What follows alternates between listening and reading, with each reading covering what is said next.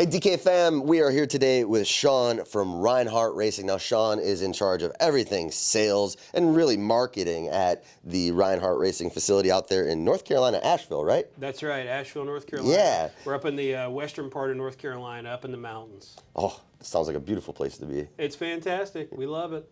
Sean's visiting us today. He's displaying and showing a lot of new Rinehart product that's coming out in 2025 to our sales team, and we thought, hey, let's bring him in, let's get a video, and let's talk about 2025. So Sean, when it comes to Rinehart Racing, what are some big things we should be paying attention to from you guys this year?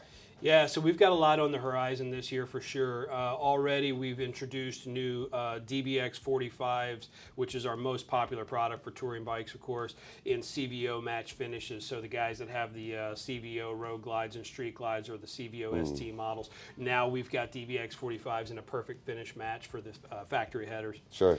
That's been really good, and then we're getting ready to introduce a brand new Softail slip-on for the new 25 models that are coming with 2-in-1s from the factory. Okay. Super excited about that. Looks great. Sound is incredible. Everybody's really, really loving it. So those should be dropping real soon. So we're very excited about that.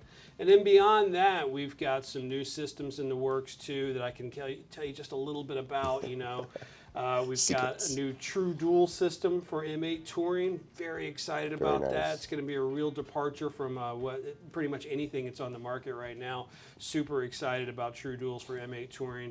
And then a couple of new 2-in-1s in the works too for touring as well as for Softail. So yeah, we're getting aggressive this year. We're going to come out with a lot of new product.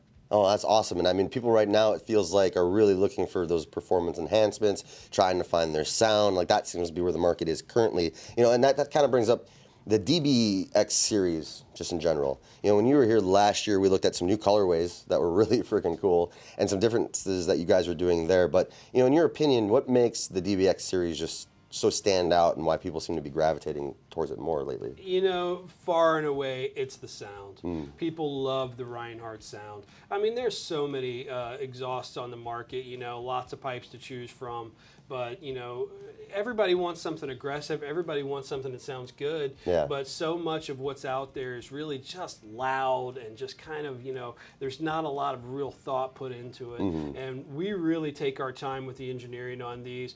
For us, yeah, we want something that's aggressive, that sounds like a Harley, but it's really important to us to have a good tone. Yeah. And so I think that's what people expect from Rinehart. That's what's always been our reputation. And the DBX fits into that perfectly, especially on the Milwaukee 8s where guys, especially if you came from a twin cam, you're expecting a little more punch, a little more bark, and the DBX just delivers on that.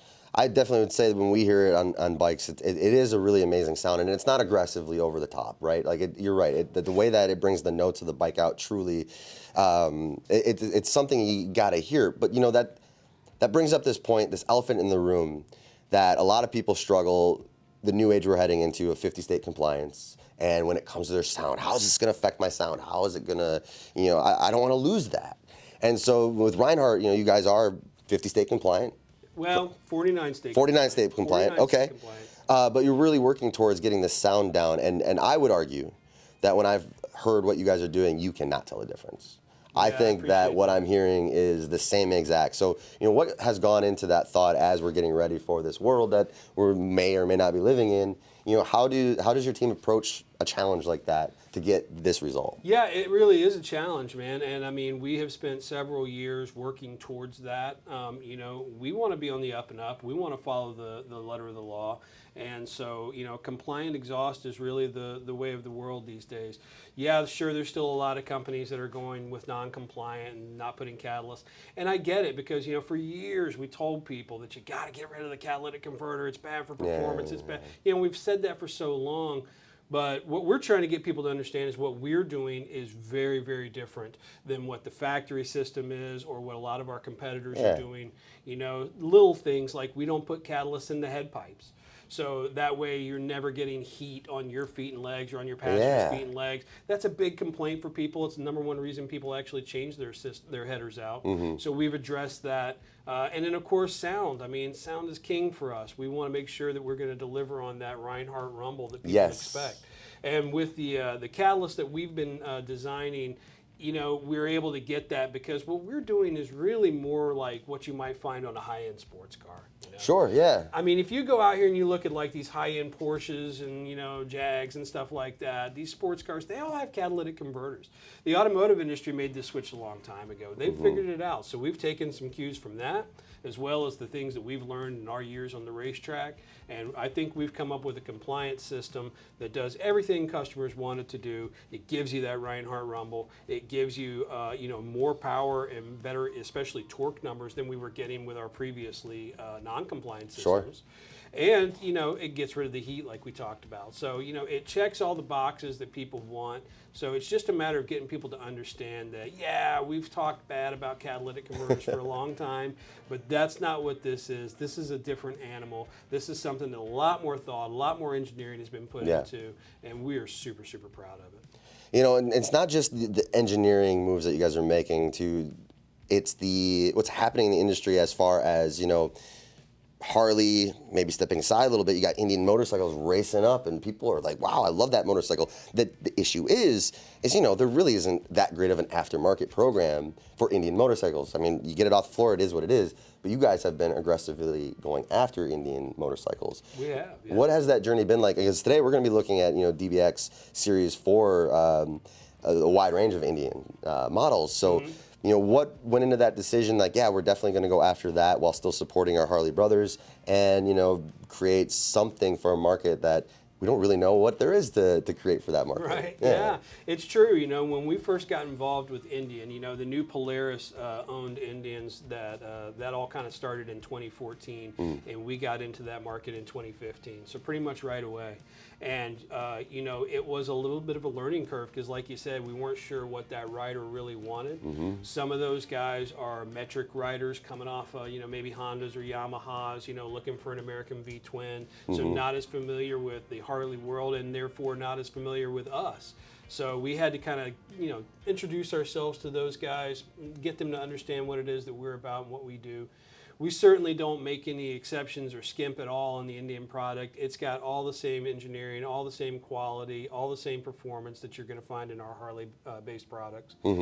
And you know, to some degree, some of these Indian riders may be sort of entry-level Harley riders. Sure, you know? absolutely. So they're starting out on maybe a Scout or something like that. Maybe they move up to a you know, a Chieftain or a Roadmaster, and those are great bikes. So maybe they stay there. But some of those guys maybe move over to a Road Glide or a Street Glide at some point.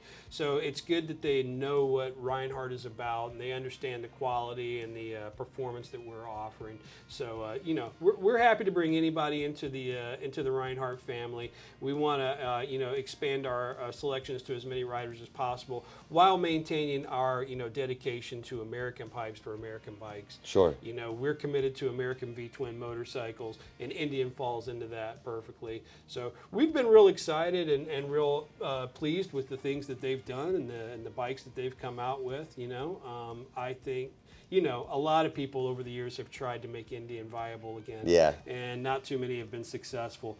But the Polaris-built Indians have been really good. Seems like they're really putting a lot of effort and a lot of thought into it. And so, yeah, we're stoked to be part of that. Absolutely beautiful bikes built on a tremendous power plant. So it's great that you guys can get in and take advantage of that. You know, we're going to go look at some of this product here ourselves, but is there anything else that you can think of that we should be, you know, ready for when it comes to Rinehart here in 2025 and moving forward that we should keep our eyes out on?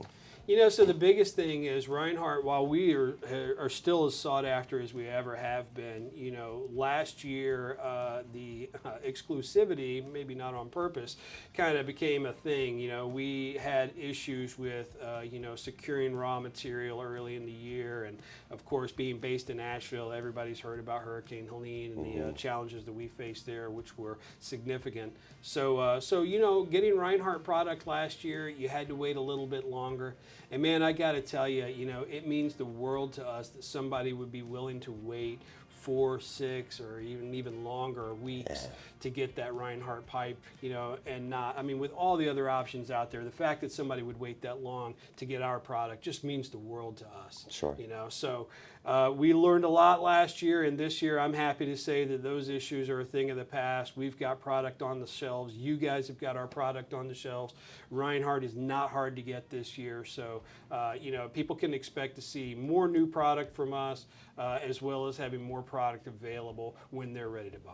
And if you're not familiar with the Rinehart story, one beautiful thing about them is that they are truly American built and American sourced. Everything comes from our country, which means when they can source it and they do get it in the door, it gets done fast. And then it gets to our warehouse where if you place that order today, we will get it out the door if it's placed before 6 p.m. Central. So that product isn't getting to you in 6 or 8 weeks, that's getting to you in just a couple of days. So that's a huge thing, man. Well, that really means a lot to us too. We love partnering with you guys just because of that. You guys keep product in stock, you ship it out the same day. I mean, there's just not many other places that you can get that kind of service, you know. So I mean, yeah, it's Minnesota, guys. I mean, they do a lot of fishing, they listen to Prince, and they ship your orders the same day. I Sure mean, do. Dennis Kirk is just, you guys kill it with that. Right on. Well, thanks, Sean, for joining us, man. Let's go look at some product and see what else we can learn about what we got going on this year. Sweet. All right, man.